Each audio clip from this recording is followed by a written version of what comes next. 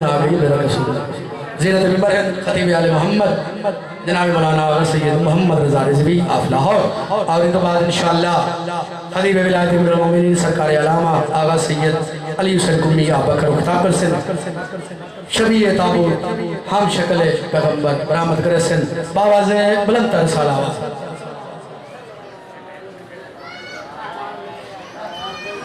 میرے مومنہ برامو احترام سن لو، میرے کل امام رضا دی زرید طویل ماس ہوئے بے اولاد واسطے، کاروبار واسطے، ہر گھر دی پریشانی واسطے چندے کلو ہدیہ ہے ٹھیک ہے، چندے کلو کوئی نہیں مفت لائے سکتا ہے، یہ نہ بندہ رہ جاوے گیٹ تو بہر رہ لائے۔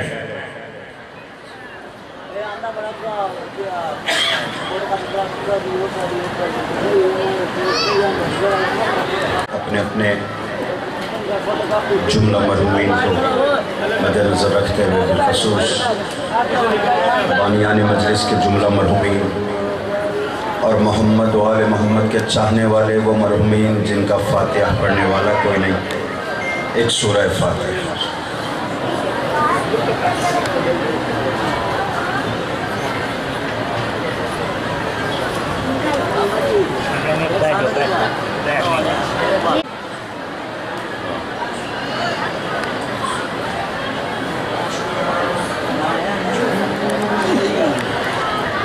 اعوذ باللہ من الشیطان اللعین الرجیم، بسم اللہ الرحمن الرحیم، الحمدللہ رب العالمین، الصلاة والسلام علی النبی الامی المکی المدنی الاتحامی السید الوحی والسراج المضی والکوکب الدری صاحب الوقار والسکینہ المدفون بعرض مدینہ بالقاسم محمد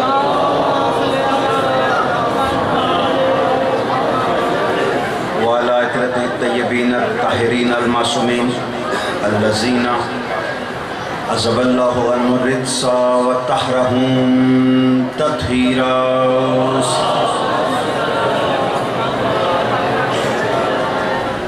اما بعد فقد قال تبارک و تعالی فی کتاب المبین وہو اصدق الصادقین، بسم اللہ الرحمن الرحیم، وفدینہ بذبح عظیم، صلوات۔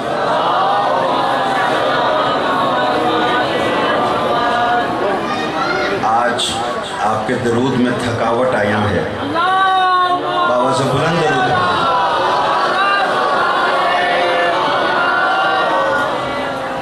دیکھیں محترم سامعین، پاک رب العزت آپ کی اس عبادت کو اپنی بارگاہ میں عبادت میں قبول فرمائے، دکھاوے میں قبول نہ فرمائے، عبادت میں قبول فرمائے، ریاکاری میں قبول نہ فرمائے۔ پاک رب العزت آپ سب کا یہاں چل کر آنا عبادت میں شمار فرمائے، آپ کے گناہ صغیرہ و کبیرہ معاف فرمائے۔ وہ اول و آخر اللہ، وہ رحمان و رحیم اللہ، جو آپ نیک دعائیں، نیک تمنائیں، نیک حاجات دل میں لے کر اس بارگاہ تک آ گیا ہے۔ میرے مالک، اتنی دعاؤں سے تو یہ خود واقف نہیں جتنا تو ان کی دعاؤں سے واقف ہے۔ ان کے نیک دینی و دنیاوی حاجات کو مستجاب فرما، ان کے گناہ صغیرہ و کبیرہ معاف فرما۔ میرے مالک، جو بیمار ہیں، بیمار کربلا کا واسطہ، انہیں شفاء کلی و کاملہ عطا فرما۔ آمین ذرا اونچی آواز میں کہہ دیں تاکہ پتہ چل جائے کہ مجمع بھی بیدار ہے۔ اے میرے مالک، جو مقروض ہیں ان کا قرض غیب سے عطا فرما، بانیان کی مشکلات کو دور فرما، کہ گناہ صغیرہ و کبیرہ معاف فرما۔ جو بزرگ مومن و مومنات دنیا سے جا چکے ہیں، میرے مالک ان کے درجات بلند فرما۔ علماء حق کا سایہ ہمارے سروں پہ قائم و دائم رکھ۔ یہ مجالس لنگر ماتم بانیان کی نسلوں میں جاری و ساری رہے۔ ہمارے اعمال میں اتنی پختگی عطا فرما کہ جب 12ویں سرکار کا ظہور ہو انہیں لبیک کہہ سکیں، کہ جانثاروں میں شامل ہو سکیں۔ بآواز بلند درود پڑھ دیجیے۔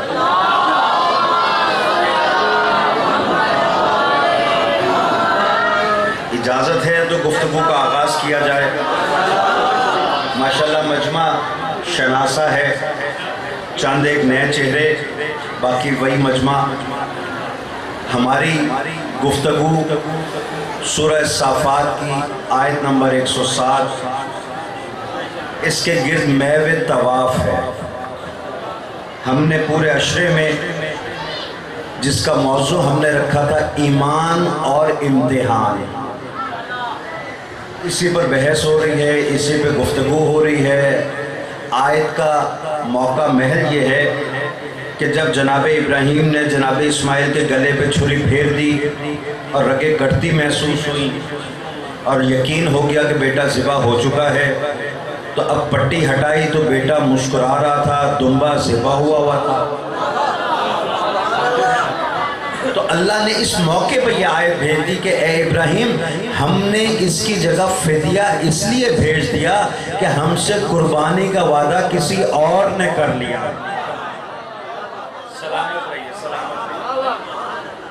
جناب ابراہیم نے اسی وقت کہا کہ یا رب العزت ہمیں دکھا تو صحیح، بتا تو صحیح، وہ وعدہ کیا کس نے ہے جس کی وجہ سے اسماعیل جیسے بیٹے کی جان بچ گئی۔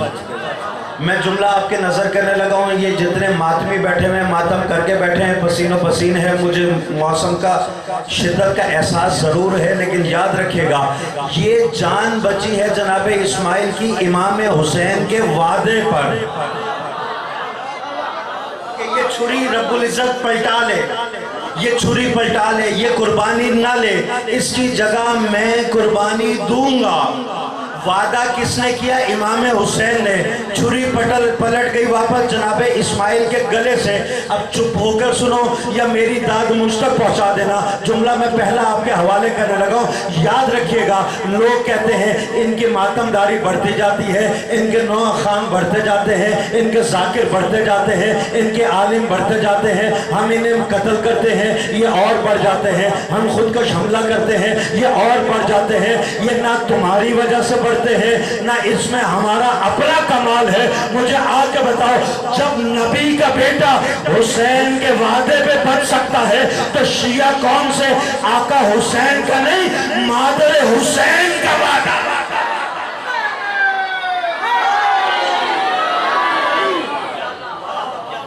بی بی نے وعدہ کیا کہ دیکھو جنت تب تک نہیں جاؤں گی جب تک کہ ایک ایک ماتمی جنت نہ جائے۔ اور یہاں پر ایک اور بھی امر قابل غور ہے، وہ یہ ہے کہ جب امام حسین کی شہادت کا علم ہوا، ایمان کی منزل اور بڑھ گئی، توجہ ہے نا؟ اور وہاں پر بی بی نے گریہ کیا، صرف پوچھا اتنا تھا، بابا بتائیں تو صحیح، بتائیں تو صحیح کہ کیا آپ ہوں گے؟ کہا سیدہ نہ میں ہوں گا نہ آپ ہوگی۔ کہا پھر علی ہوں گے؟ کہا وہ بھی نہیں ہوں گے۔ امام حسن ہوں گے؟ کہا وہ بھی نہیں ہوں گے۔ تو بی بی نے ایک سوال کیا تھا کہ مجھے یہ بتائیے کہ میرے بیٹے پہ گریہ کرے گا کون؟ توجہ ہے نا، جملہ میں آپ کے نظر کرنے لگا ہوں، میرے بیٹے پہ گریہ کرے گا کون؟ یہ ایک بحث چھڑی تھی کہ جناب آل محمد کا نور آدم کی پشت میں تھا اور وہاں سے یہ نور چلتا چلتا رسول اکرم وہاں سے ظاہر ہوئے، توجہ ہے نا؟ لیکن جب یہ بات ہوئی انہوں نے کہا بالکل ایسا ہی ہے کہ بہت سے نور انوار ایسے ہیں جو آدم کی صلب سے چلے، آدم کی پشت سے چلے ہیں اور اسی طرح بڑھتے بڑھتے وہ دنیا میں ظاہر ہوتے چلے گئے، لیکن ایک بی بی پاک سیدہ کا نور ایسا ہے جو کسی کی نہ پشت میں آیا ہے نہ صلب میں آیا ہے، وہ شب معراج رسول کو عطا کیا گیا۔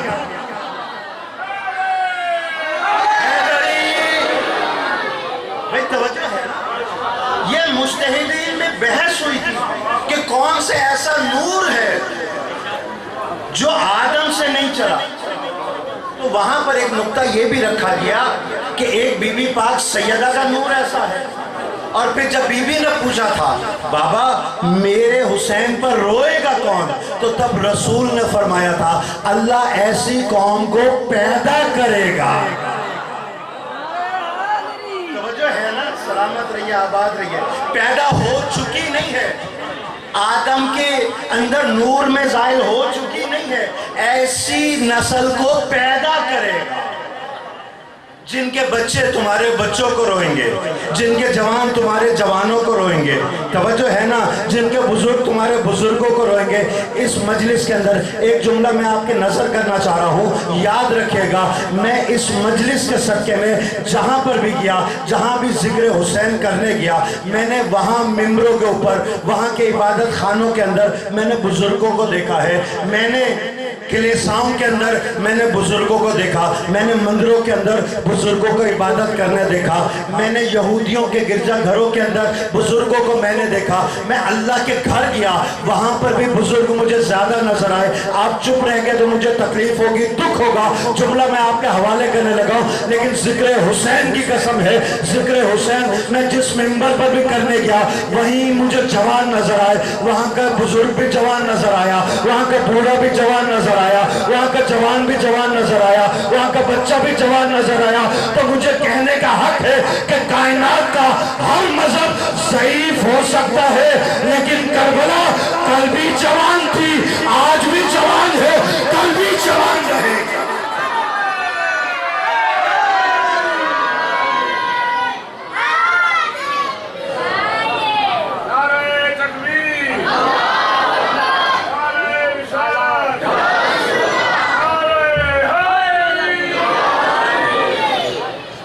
بھئی توجہ ہے نا؟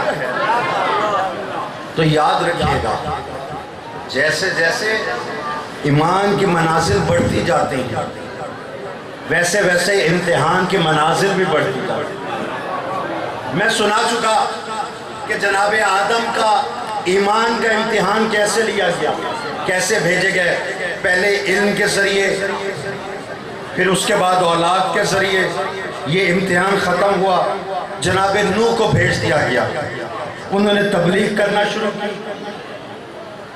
اور ایک عرصہ تبلیغ کرتے رہے۔ عرصہ تبلیغ 900 سال ہے، عرصہ تبلیغ کتنی ہے؟ 900 سال، عمر اس سے زیادہ ہے، عرصہ تبلیغ اتنی ہے۔ یہ مجمع بیدار ہے، جملہ آپ کے نظر کرنے لگا ہوں، جملہ ضائع نہیں کیجئے گا، یاد رکھیں کہ جب جب تبلیغ کرنے کے لیے جاتے لوگ اتنے پتھر مارتے، اتنے پتھر مارتے، اتنے پتھر مارتے کہ جسم پتھروں کے ڈھیر کے نیچے دب جاتا تھا۔ توجہ ہے نا؟ یہ جملہ ذہن میں رکھیے گا، جسم پتھروں کے ڈھیر کے نیچے دب جاتا تھا۔ پھر یہاں گریہ کرتے جس سے نوح نام پڑ گیا، اتنا نوحہ کرتے کہ رب کو کہنا پڑتا جبرائیل جلدی سے چلا جا، میرا نبی ہے، مصیبتوں میں گھر چکا ہے، پتھروں کے نیچے دب چکا ہے، اس کو وہاں سے نکال۔ جناب جبرائیل آتے، ان کو باہر نکال کے کھڑا کرتے، جسم زخمی، ابرو زخمی، ہونٹ زخمی، جملہ میرا اس مجمع میں ضائع نہیں جائے گا انشاءاللہ، جملہ آپ کے نظر کرنے لگا ہوں۔ پھر کتب کے اندر ہے، تفسیر میں یہ لکھا ہے کہ جناب جبرائیل ان کو پر مس کرتے تھے، پر مس کرتے تھے، اور وہ بالکل تندرست ہو جاتے تھے، نہ زخم کا نشان باقی ہے، نہ خون کا نشان باقی ہے، نہ ہونٹ پھٹے ہوئے کا نشان باقی ہے۔ یوں مس کیا نہیں کہ وہ صحیح ہو گئے۔ مجھے تو مسلمان سمجھ میں نہیں آتے، ہمیں کہتے ہیں یہ تازیہ نکالنا بدعت ہے، یہ جھولا نکالنا بدعت ہے، یہ علم نکالنا بدعت ہے۔ جیسے جیسے ایمان بڑھتا جاتا ہے، امتحان بڑھتا جاتا ہے۔ مسلمانوں مجھے بتاؤ تو صحیح، 1.25 انبیاء کے اندر 313 سب سے بڑے، 313 کے اندر 5 بڑے، 5 کے اندر جناب نوح شامل ہے۔ وہ زخمی ہو جائے تو جبرائیل آتے ہیں، پر مس کرتے ہیں، وہ صحیح ہو جاتے ہیں۔ اس کا مطلب ہی ہوا اللہ کے فرشتوں میں اتنی طاقت ہے کہ نبی زخمی ہو وہ پر مس کرے وہ صحیح ہو جائے، لیکن فرشتہ زخمی ہو جائے وہ پر کھو جائے تو وہ آتا ہے رسول کے پاس، یا رسول اللہ اس کو شفا عطا کر دے، تو رسول کہتے ہیں یہ مجھ سے نہ کو لے جاؤ، حسین کے جھولے سے مس کرو، یہ صحیح ہو جائے گا۔ ابھی بھی سمجھ میں نہیں آیا؟ نبی بیمار ہو تو فرشتے شفا دیتے ہیں، فرشتہ بیمار ہو تو حسین کا کہوارہ چلا۔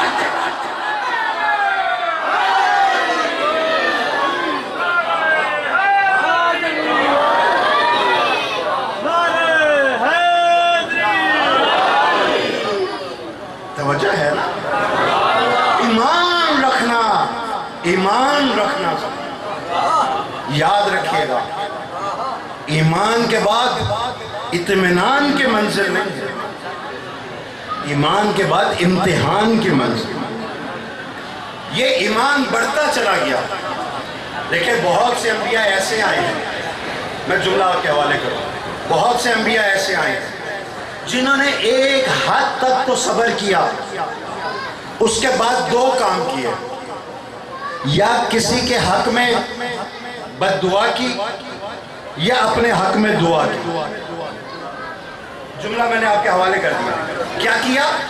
या कौम के हक में बद्दुआ की या अपने हक में दुआ की। जनाबे नूह इम्तिहान देते देते जब थक गए तो कौम के हक में बद्दुआ की कि सैलाब आया और सबको गर्क कर गया। जनाबे इब्राहिम जब इम्तिहान देते देते इस मंजिल पे आ गए कि उनको मंजनीक के जरिए आग में डाल दिया जाए, तो कौम के हक में बद्दुआ तो नहीं की, लेकिन अपने हक में दुआ जरूर कर दी। ये दो चीजें मैंने आपके सामने रख दी। इसी तरह जनाबे ईसा इम्तिहान देते देते जब थक गए तो कौम के हक में बद्दुआ तो नहीं की, लेकिन अपने हक में दुआ की। अल्लाह ने सातवें आसमान चौथे आसमान पर बुला दिया। बात समझ में आ गई? लेकिन हमारे नबी इतने बुलंद मर्तबा नबी थे कि उन्होंने न कौम के हक में बद्दुआ की, न अपने हक में कभी दुआ की। तवज्जो है? मैं जुमला आपके हवाले करना चाह रहा हूं, याद रखिएगा। जब कौम ने सताया तो इन्होंने बद्दुआ नहीं की, सिर्फ इतना कहा या रब्बुल इज्जत ये जानते नहीं हैं, इनको हिदायत अता फरमा। उन्होंने ओजरियां रखी, इनका ये जानते नहीं है, इन्हें हिदायत अता फरमा। उन्होंने पत्थर मारे, इन्होंने कहा इनको हिदायत अता फरमा। अपने हक में न दुआ की न कौम के हक में बद्दुआ की। ये एक तरह का मुआहिदा हो गया था। अल्लाह ने कहा मेरे हबीब तू अपना इतना ख्याल रखता है तो बस तेरा मेरा मुआहिदा हो गया। जो तेरा मुखालिफ है उसको मैं बोलूंगा, जो मेरा मुखालिफ है उससे तू बोलना। जिसने अल्लाह के लिए कुछ कलमात कहे उसके मुकाबले में नबी आए, जिसने नबी को कुछ कहा उसके मुकाबले में अल्लाह डायरेक्ट आ गया। इन्होंने कहा अब्तर है, अल्लाह ने कहा अब्तर नहीं है, इन्ना आतैना कल कौसर, मैंने पूरी कौसर अता की है। इन्होंने कहा हम दुश्मन बनेंगे, हाथ तोड़ देंगे, लेकिन वहां से आवाज आई अबू लहब तू दुश्मन नहीं बन सकता, तेरे हाथ टूटेंगे, तेरे गले के अंदर बटी हुई रस्सी होगी जिसको आग लगी होगी। बात समझ में आ गई ना? इन दोनों की आपस में ये साझेदारी हो गई। अल्लाह ने कहा मेरे हबीब मेरे खिलाफ कोई बोले तुम बोलना, तुम्हारे खिलाफ कोई बोलेगा मैं बोलूंगा। लेकिन अल्लाह ने रसूल के जरिए शियों को ऐसा इमाम अदा किया है कि कोई अल्लाह के खिलाफ बोला तब भी ये बोला, कोई रसूल के खिलाफ बोला तब भी ये बोला, कोई अल्लाह से लड़ने निकला तब भी अली सामने आए, कोई रसूल से लड़ने निकला तब भी अली सामने आए। तो अभी भी समझ में नहीं आया? जब अल्लाह के दुश्मन से भी अली लड़ा, रसूल के दुश्मन से भी अली लड़ा, अब जो अली का दुश्मन होगा उससे अल्लाह भी लड़ेगा, उससे रसूल भी लड़ेगा।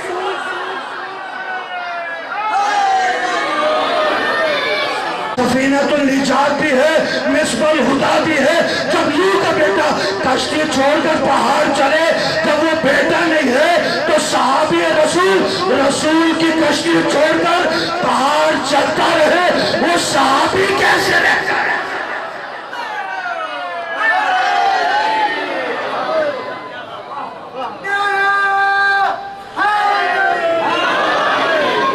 इसकी वजह यह है मेरे इस कॉन्टेक्ट को गलत इस्तेमाल न किया जाए। मैं फिर जुमला अर्ज करूं, याद रखिएगा बहुत से ऐसे थे जो ईमान लाए फिर पलटे, फिर वापस आए, फिर पलटे। हमारी जाने निसार सहाबाए हक क्यों, हमारे माँ बाप निसार सहाबाए हक क्यों। आओ देखो तो सही कि रसूल के घराने के सामने जारोब कशी किसने की है? क्या वो सहाबी नहीं है? मुझे बताओ कौन सूली पे लटक गया? क्या वो सहाबी नहीं है? मसाइब के दिन है, मसाइब को वक्त ज़्यादा था, मेरे वक्त में गुंजाइश नहीं है। मुझे बताएं तो सही, क्या सहाबा का मेयार यही है कि रसूल और अहले बैत के मुकाबले पे आ जाए? नहीं, याद रखिएगा, हमारे माँ बाप कुर्बान सहाबा हक। बहुत से ऐसे हैं जिन्होंने अपनी औलादें निसार कर दी, जिन्होंने अपनी जिंदगियां निसार कर दी। मैं फिर कह रहा हूं, मेरे कांटेक्ट को गलत इस्तेमाल ना किया जाए। मुझे बताओ, बहुत से ऐसे थे जिन्होंने रसूल के ऊपर जिंदगी निसार की, औलाद यतीम हो गई, बेवा हो गई, वो जिनके सुहाग सलामत थे। आप सब यहाँ बैठे हैं मेरे माओ बहनों के जिनके सुहाग सलामत है, पाक रब्बुल इज्जत उनका साया इनके सरों पे कायम और दायम रखे, किसी का बेटा यतीम ना हो। क्योंकि जिसके सर पर साई होता है ना, उसके पालने का अंदाज और होता है, जो बेवा हो जाए उसके पालने का अंदाज ही और होता है। जिसके सर पर साया साई का मौजूद हो उसको परवाह नहीं होती, लेकिन जब साई का साया उठ जाए ना तो उसका मरकज और महवर रह जाता है, तो उसकी औलाद रह जाती है। और किसी का अगर एक बेटा हो तो मरकज और महवर वो बच्चा रह जाता है। वो दिन दिन गुजारती है कि कोई बात नहीं, इम्तिहान था, गुजर गया, ये बड़ा हो जाएगा, इसकी शादी करूंगी, घर आबाद हो जाएगा। खुदा की कसम, यही तमन्ना थी इमाम हसन की ज़ौजा की। जब इमाम हसन को जहर दिया गया, जहर दे दिया, जिगर के 72 टुकड़े होकर तश्त में आ गए। अब यकीन हो गया कि सरताज बचता नहीं है, बचता नहीं है। बहनें आ गई, भाई आ गए, लेकिन बेवा का मरकज और महवर बन गया जनाब कासिम। जनाब कासिम 3-4 साल के थे। माँ ने देखा कि बच्चा यतीम हो गया है, मैं बेवा हो गई हूँ, कोई बात नहीं, एक दिन कासिम बड़ा हो जाएगा, मैं इसकी शादी कर दूंगी, जरा जल्दी कर दूंगी, मेरा घर इसकी दुल्हन के आने से फिर से आबाद हो जाएगा, इसकी अल्लाह जिंदगी करे, अल्लाह औलाद देगा, मेरे घर में फिर से रौनक हो जाएगी। ये सोच कर इमाम हसन की बेवा ने गुजारे चंद साल। आज कासिम 6 साल का हो गया, आज 7 साल का हो गया।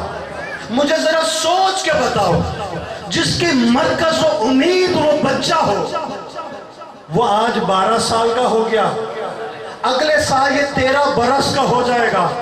बस अब सब्र नहीं होता, सब्र नहीं होता।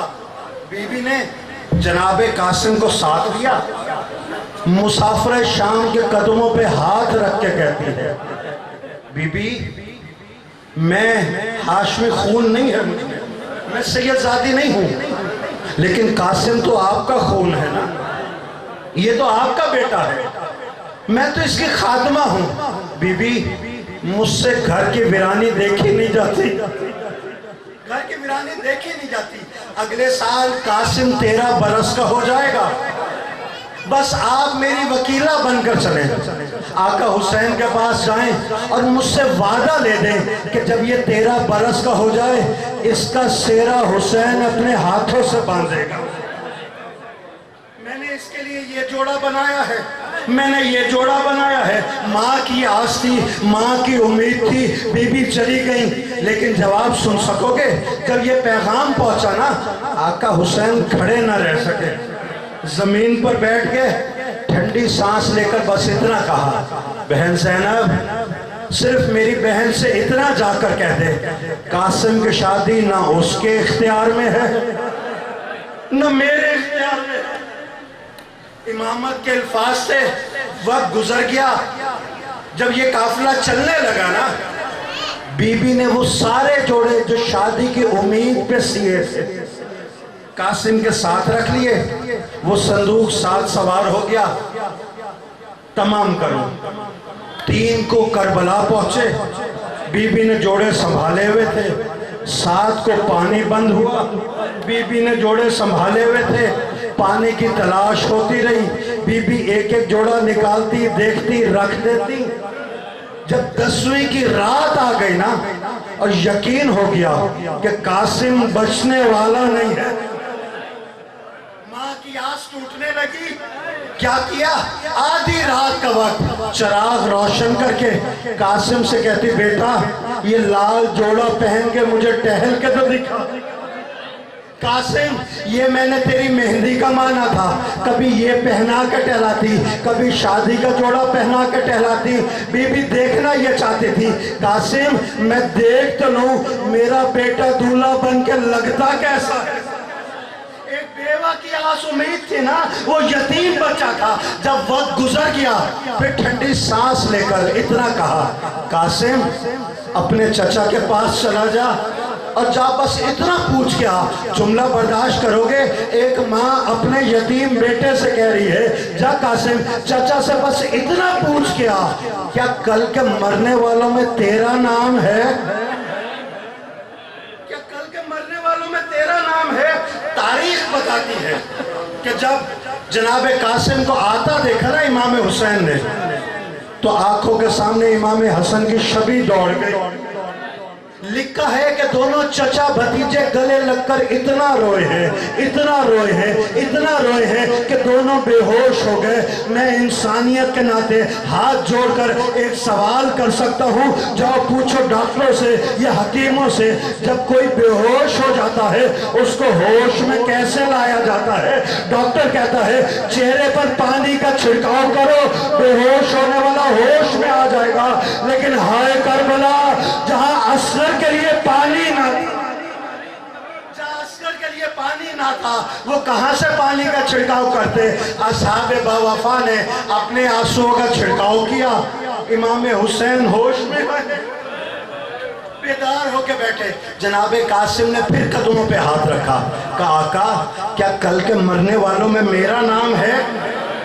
इमाम हुसैन ने ठंडी सांस ली और ठंडी सांस लेकर बस इतना कहा, बेटा कासिम तू तो बहुत बड़ा है, तू तो बहुत बड़ा है। कल के शोहदा में तो अली असगर का नाम भी है। इतना सुनना था, हाशमी खून गैरत बनकर कासिम के चेहरे पर आ गया। अंगड़ाई जो ली ना तो अबा के बटन टूट गए। कहा आका मैं क्या सुनता हूँ, कल के शोहदा के अंदर अली असगर का नाम है। अली असगर तो खेमे में है, खेमे में तो मेरी माँ और फुफिया भी है। क्या ये बेगैरत कौन खेमों के अंदर आ जाएगी? क्या ये खेमों के अंदर आ जाएगी? का कासिम जलाल में ना तेरे होते हुए किसकी जुर्रत है जो खेमों के अंदर आ जाए? तेरे होते हुए किसकी जुर्रत है जो खेमों के अंदर आ जाए? मैं गुर्बत की कहानी तमाम करूं, यहाँ इजाजत मिली, यहाँ कासिम को सवार कर दिया गया। जैसे जैसे कासिम बढ़ते गए, तीर बढ़ते गए, नेज़े बढ़ते गए, तलवारें बढ़ती गई। आका हुसैन टीले के ऊपर खड़े, उनकी नजर जनाबे कासिम पर। खेमे के दर पर बीबी फिजा, उनकी नजर आका हुसैन पर। खेमे के अंदर माँ मुसल्ले पर। कुछ देर के बाद कासिम जीन से जमीन पर आए, हुसैन टीले पे गिरे, अम्मा फिजा खेमे के दर पर गिरी, माँ सजदे में गिरी। या रब्बुल इज्जत नेक कमाई थी, नेक काम आ गई। यहाँ से आका हुसैन चले हैं मशरिक के घोड़े मगरिब को, मगरिब के घोड़े मशरिक को दौड़ गए और यूं बिखर गया लाशाए कासिम। वहां पर पहुंचकर इन्होंने ये चुनना शुरू किए, टुकड़े चुनते चुनते एक गठड़ी बनाई, गठड़ी को लेकर वापस आए। कहा कासिम की माँ को ले आओ। जब कासिम की माँ को लेने के लिए बीबी मुसाफिरा शाम जनाबे कासिम की माँ के खेमे में गई है ना, वो कभी खेमे के इस तनाव से टकराती है, कभी इस तनाव से टकराती है। का बीबी क्या हुआ, का बीबी क्या बताऊं, जब से कासिम की खबर आई है मुझे खेमे का दरवाजा नजर नहीं आता। बीबी मेरा नूर चला गया, मुझे खेमे का दरवाजा नजर नहीं आता, हाथ से पकड़कर इमाम हसन की बेवा को वहां लाए जहाँ आका हुसैन ने गठरी में कासिम की लाश रखी थी। इन्ना लिल्लाह कहकर लाश वाली गठरी माँ के हाथों में दी है। बीबी ने गठरी को टटोला, कहा आका मेरे बेटे ने वफा नहीं की। कहा बड़ी वफा की। कहा फिर लाशा नहीं लाए। कहा लाशा नहीं मिला, जितना कासिम मिला है मैं जमा करके ले आया। बीबी जमीन पर बैठ गई। माँ ने गठरी खोली, एक एक टुकड़ा उठाती, कभी आंखों से लगाती, कभी माथे से